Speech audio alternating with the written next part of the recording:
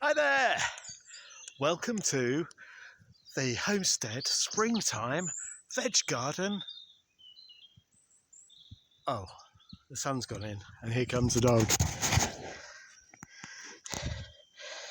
What would you do if you had an abandoned dog on your land? What would you do? Let us know in the comments. What I've done so far is I have put posts on local Facebook pages. I've been to the canal. There you are, cute little dog.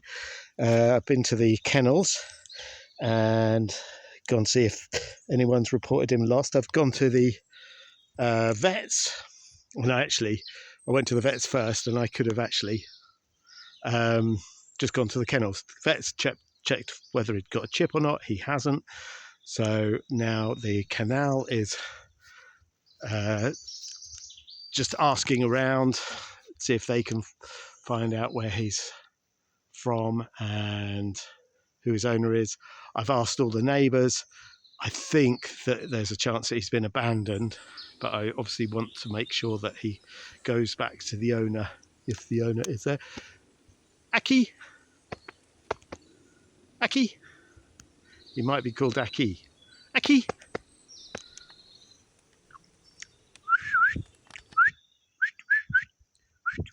Or just a whistle. Good boy. Boom cow, boom cow, boom cow, boom cow. He likes affection. So, yeah, what would you do? So I've done that. I've talked to the people in the calf. I've spoken to my neighbour who's going to talk to people, a couple of people in the village to see if they know. And I'm just waiting to hear back, see if he has got an owner. Because obviously I'd want him to get back to his owner if he's got one. He's been hanging around here for a few days now. I've obviously fed him because he was very hungry. I wasn't going to leave him starving. So, yeah, tell us what you would do if you had a dog on your land. Just turn up out of the blue.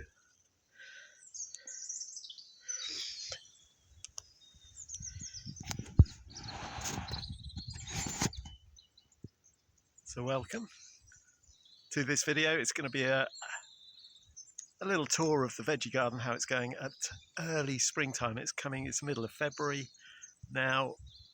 That is early spring for Portugal, and I want to show what's going on. It's amazing how things are different here than in Northern Europe, where there's even some flowers that have gone to seed, done their whole cycle already. But let's show you the veggie garden. So we've got this bed here.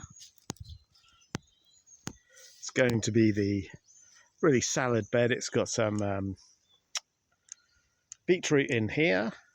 It's got a few lettuces around the edges and some of these Galega cabbages. I got some more of those. They grow into these types of cabbage. There's chard that I've planted in here. Here's some chard from last year that's got through the winter. There's some more beetroot seeds in there. So I've got chard seeds, two different types of chard seed there.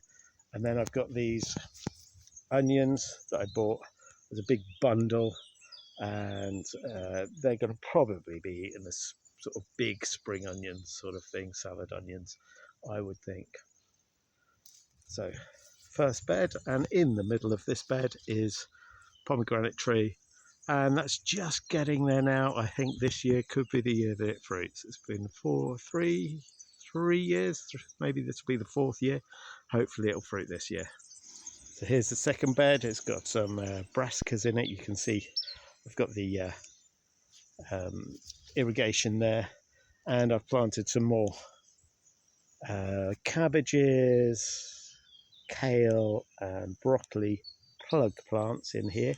These are over from last year. This kale is from last year. I'm going to let these go to seed and let them spread their seed around here, at least some of them anyway. And then here we've got more of these Galega cabbages and some more cabbages here. Galega cabbages aren't doing quite so well, but that's bed 2. What I've been doing is making a little trench around the edges of the beds to stop the invasive mint coming in. I love having mint on the land, but it is very, very invasive, and I had to weed this and that bed massively to get all of that out, and I don't want to have to do that every time. So there's bed number 2. So now we come on to this bed. This is a mixed bed, really. Got some of the kale that's left over from last year. I've been reading up about landrace gardening, so I'm going to definitely let this one go to seed. It's coming into flower now. I want the seed off this one because it likes this area. Finding the seeds that suit your land is a good thing. Here, we have been unwittingly veganic gardening, which means you're not using any animal products to like manure or bloodfish bone and other things to garden with. And one of the things that it comes up with is leave-in, this sort of green living mulch. So I've got chickweed growing through here, and actually in here are the leeks that I planted in November last year. Also, things I want to leave in here are things like these marigolds and things, just so it brings in pollinators. Then also in this row I've got some plug plants that I planted only a couple of weeks ago, and actually they're looking really nice and healthy. They're going really well. In between the leeks that I planted, I've got some kale and some more cabbages here, and some more cabbages here in between the living mulch. So that's another bed. So now we come on to this bed. This is the experimental lazy Huegel bed. Loads of woody material from prunings and from cutting down mimosas, and then loads and loads of organic matter from the meadow, from leaves, from the trees, from earth when I was digging out. Loads and loads of compost, all sorts of stuff was put on that, and it was left for about 2 years. Last year was the first year I planted in it, and I got an amazing bumper crop of squashes, and loads of other things were growing in here as well. There was some chia which I'd planted, unfortunately a bit too late. I've got to plant them earlier this year. Anyway, it's an amazing, incredibly fertile bed, and I've just put in this plum tree in the middle, and I dug it out, and the earth in there is absolutely fabulous. So I thought I'd show you this. This is the hole I'm digging for this plum tree that I'm going to put in the middle of the bed that will give shade. This is the experimental lazy Huegel bed method, and it's just loads and loads of plant matter built up over a while, quite some time. Anyway, you can see the quality of the soil in here is fabulous. Sorry, the dog is trying to get in on the action. Yeah, maybe you want to see him.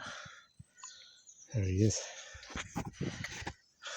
But yeah, so this method has made this bed incredibly fertile. So putting the plum tree in the middle is a way of giving it a good head start, and also giving shade to the stuff I plant here. This is going to be a really, really fertile bed, and I'll probably put my squashes and tomatoes in there, so that's a bit early for those yet.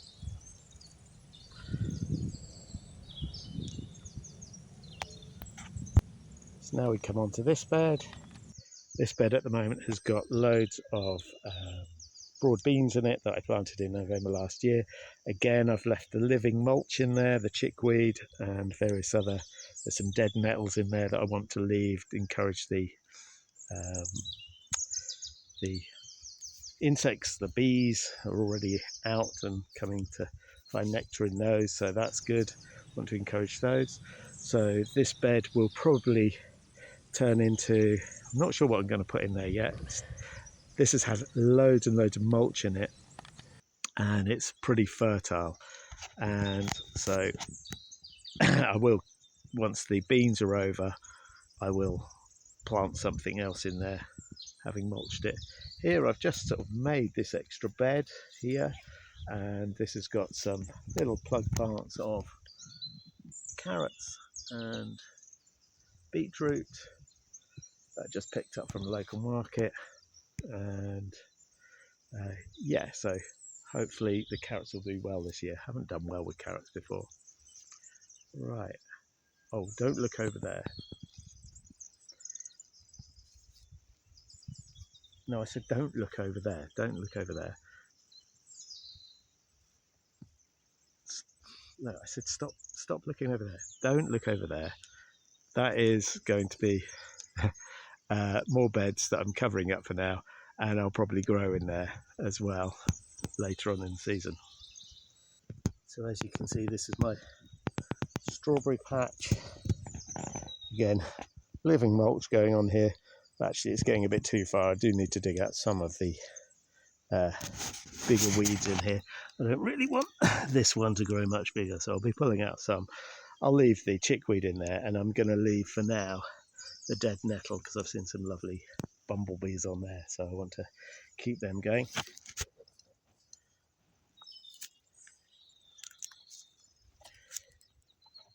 As well as keep the dead nettles there and other flowering plants till they stop flowering for the insects. I also, because I'm never going to dig up all the root of this dock, so what I'll do every once in a while is I'll chop it. The dog thinks it's for him, and chuck it on beds, chuck it. It's a fantastic green manure to put on things. It's got loads and loads of brilliant minerals that it's dragged up from very deep with its roots. So yeah, don't waste it. He's thinking he can eat it. And there is celery, which is quite nice. I think that just escaped from the greenhouse last year, and it seems to keep going. And then I've bought a couple of packs of get these packs of strawberry plants, and I've got 40 more strawberry plants that I've put in here that are just only small at the moment. Don't know whether you can see them. There we go. There's some row there, and so I want to get more, expand the strawberry bed. Then we come over to the leeks here. Bought some leek plugs. I think there's about 25 there. Found a place on the market that's in Huegal that sells them 25 plugs for €1, which is loads cheaper than the other places, so that's good. Then in here I've planted some more kale and some broccoli in seeds in these trenches here, and yeah, and then the rest of the bed has not got anything in it at all. Underneath this sort of scrappy pile is the canna lily that's being protected because we're going to get some more frost, so it's not time to pull those off yet. Definitely next week I think there's going to be some more frosts. Oh, here comes Dog.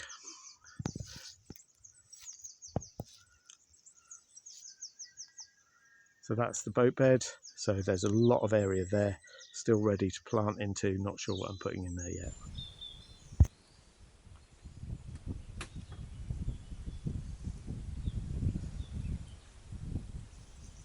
Hello, pup. Hello, pup. So this little puppy turned up on our land a few days ago. I don't know who his owner is. Obviously been doing all the investigations we can to find out who owns him and to try and get him back to his owner. I've been to the vet. I've been to the local kennels. I've spoken to my neighbours. I've put a message out at the cafe in the village. So yeah, I don't know what else to. Oh yeah, and put various comments on Facebook pages as well. So if you can think of anything else I can do to try and find his owner. At the moment he's sort of living on the land, and I have had to feed him because I don't want him to go hungry, and he seems quite comfortable here. Yeah, so do everything I can to find his owner, and yeah, hopefully he can be reunited.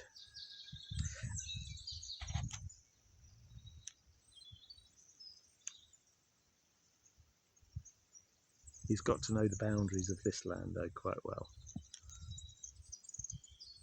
And looking at him, he might be an ex-hunting dog that's been discarded, possibly as well. I don't know. He's got a leather collar on him, so he obviously belonged to someone, and he seems pretty well fed and well looked after. You know, when he first came, he wasn't absolutely starving. So anyway, he's a cute dog, and yeah, he's sort of always looking out for voles and things like that. So that might be good for the garden. Right. Next thing I wanted to talk about, yeah, it's over here. So now we come on to this.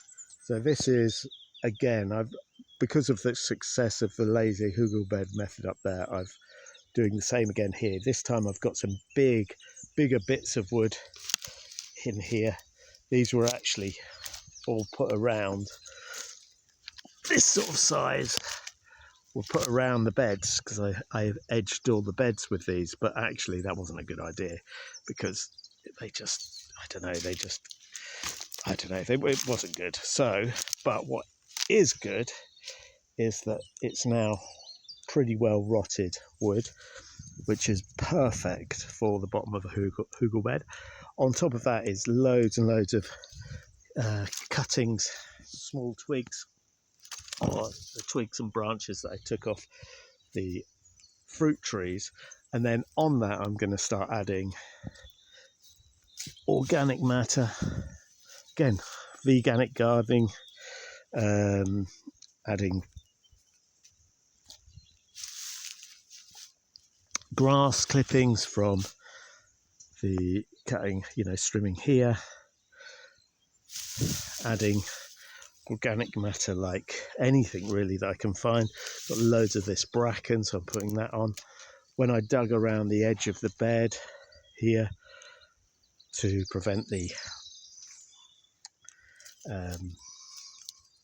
mint coming in, I put some of that earth on here as well, so I'll build up some earth, and there's some digging that I want to do down there to make some steps down into the stream, so that earth will come on here as well. You can see I'll put more earth there, and yeah, so this will be a long Hugelkultur bed type thing built up, and I won't be planting into that, probably not even next year, probably be the year after next. I'm going to plant into this. It's a long-term strategy, and I might extend it as well, I'm not sure yet. But that's the Hugelkultur bed in action, lazy Hugelkultur bed. Just keep chucking stuff on it until I'm ready, or until it's ready to plant into. So to dig over this bed I used this, which is a broad fork. Excellent bit of kit, quite new to me these things. I've tried the no dig on here, and it really doesn't work because of the clay, the amount of thick heavy clay in here. So I'm breaking it up, and I'm putting loads of organic matter again, and I'll be breaking it up. I don't want to dig it too much, and hopefully it can become a no dig bed at some point. This broad fork I bought for about €50 in France on the way through. Seems good, it's done me, and it'll probably do everything I want it to do. There is a guy somewhere near Fundau, I think he's called Andy Webb or something like that. Anyway, he makes really high quality, really good ones. They're a bit more expensive, but they are much better build quality than this one. So if you're doing lots of digging, then maybe think about getting a high quality, well made one like the ones that he makes. So, but for me, as I said, I want to sort of go back to no dig. These are not too bad they don't break up the soil too badly. So hopefully the mycelium networks are not too disrupted when I've been digging it over, and hopefully that will recover quite quickly. So yeah, that's been great, and it was so quick to dig over this area. So if you've got a big area to dig over, maybe that's your go-to thing. One thing, careful when you're cleaning out your pots. I have this beautiful creature in here, and I'll find somewhere safe for him to go, away from where I'm doing my business. So I've had a little tidy up and made this my sort of area for keeping pots and seeds and stuff like that. And over here I've started off planted some seeds, some kale and broccoli seeds and some leek seeds, and I'm going to see how this works, sitting them in this pond, this makeshift bath pond. In here, this is now very, very smelly water. It's basically a compost tea is forming in there, and it's very, very smelly, and as it overflows, it's supplied by a tiny bit of water that drips in from a spring we've got. That'll drop into this bucket, and then this bucket I can use this compost tea to put on plants, obviously diluted. In there is docks, plantain, all sorts of other weeds. Those particular plants gather loads of nutrients from deep down in the soil, and so that's going to be released into here. So it should have a really good combination of potassium, nitrogen and phosphorus, which are the main ingredients for growing things. So that's going to be a really good tea. And I will add comfrey. When the comfrey comes through, I'll add comfrey into there. I'll add nettles into there, and that will be my smelly tea corner. So let's see how that works. I quite like this idea of floating them, so hopefully they won't need watering, but I'm not sure about that. It's a bit of an experiment. Oh, here comes dog. Hello. Hello. Hello, little fella. Hello, little fella. You're a good boy. You're a good boy. Good boy. You're a good boy. You're a good boy. Boom cow. Boom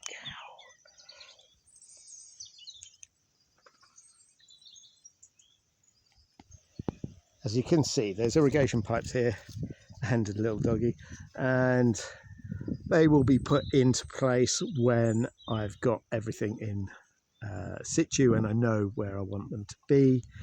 The way it works is water is pumped up from the well right up to the top using a 12-volt pump and using the solar panel and a battery, and then it's released down and with quite a amount of pressure, and this timer releases the water, so I don't need to be here. We can go and travel. That's the point. Have Homestead will travel. So all of that is on a timer, so the water gets pumped up on a timer and then it gets released on a timer, so we don't have to be here for it to get watered, and so this whole area, all these veg beds, will get watered over the summer period. But obviously making it more resilient by using loads of mulch and loads of organic material will help retain as much moisture as possible, so we don't have to use as much. And yeah, it seems to work really well. I am amazed about this space here. This was completely covered in brambles. I've completely cleared it. Absolutely massive. I've just been clearing this area in here. I want to make that into a nice cozy little place to have to have hammocks up, and there's going to be lots of flowers there, and yeah, make that into a nice little area. I had to get rid of this amount of brambles so far, and there's a lot more to come. But yep, it's amazing how much space there was. It's a good day for tackling brambles today. It's not too sunny. So that area there is the top of where I'm clearing, and down there is the area that I'm clearing at the moment as well. And I want to get all of the brambles out of these trees. I want to clear that area down there. It's a significant area actually, it's massive. Now I'm taking out all the brambles, and yes, so I've got to tackle all of this, and I'll get you over a few days, I think. It's coming on quite well though.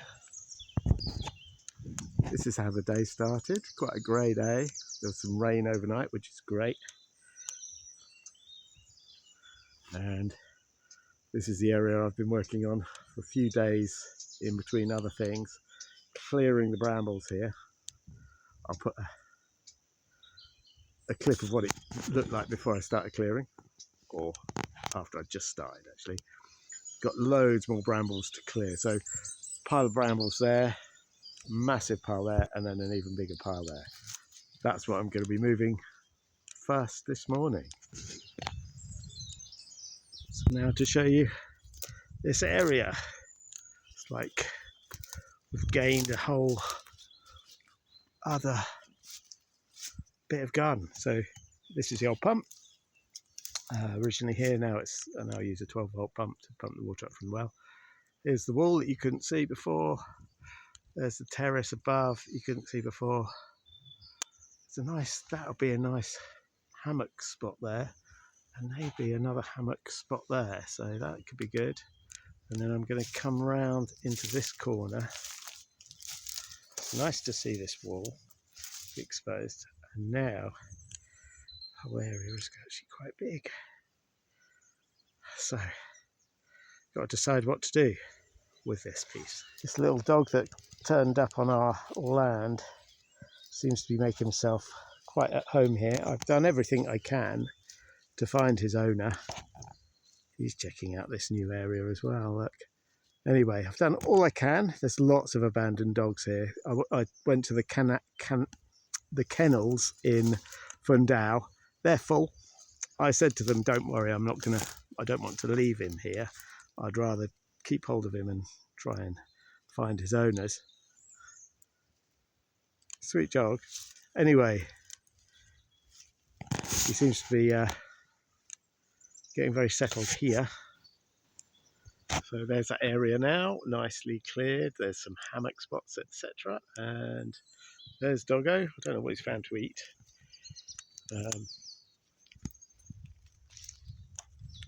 Anyway, found something to chew. And here is the pile of brambles that I got out of that. And there's some bits of vines in there as well, but look at this. That is a lot of brambles. But it's opened up a nice area across there to utilise that space and make that into a nice pretty garden, I'm thinking. If you've got any ideas about what to put in there, then let us know. Get rid of. But it's going to be a gorgeous space, and yeah, don't know what to do with it really. That is going to think about that. But I'm definitely going to put a hammock up there. I might go and do that now. Now, do you think this will work? If you can laugh at me if it does, if it breaks.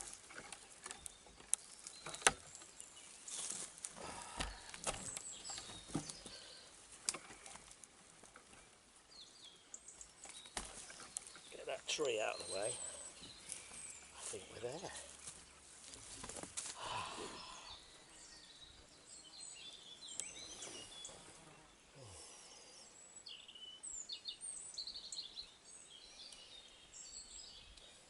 Yep, it works. Oh, there's butterflies, there's bees, everything. Time for my nap.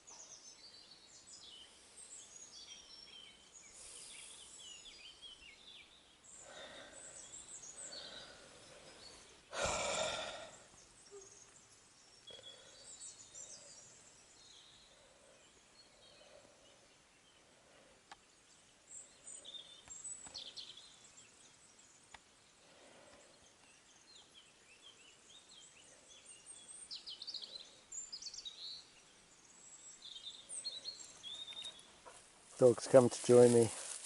Next month's video, I'm going to try to do a catch up of the homestead every month so you can see how everything's coming on. And I think next month, yeah, I'll be needing to check out the irrigation system, getting that all going, so I'll do a video on that. I've got some more up here about irrigation, and also the fruit trees will be coming into bloom. They should be in bloom hopefully in a month's time. They're just budding at the moment, and yeah, other areas will be done. I'm feeling a bit dizzy now. I'm going to go faster. Scream if you want to go faster. Whoa.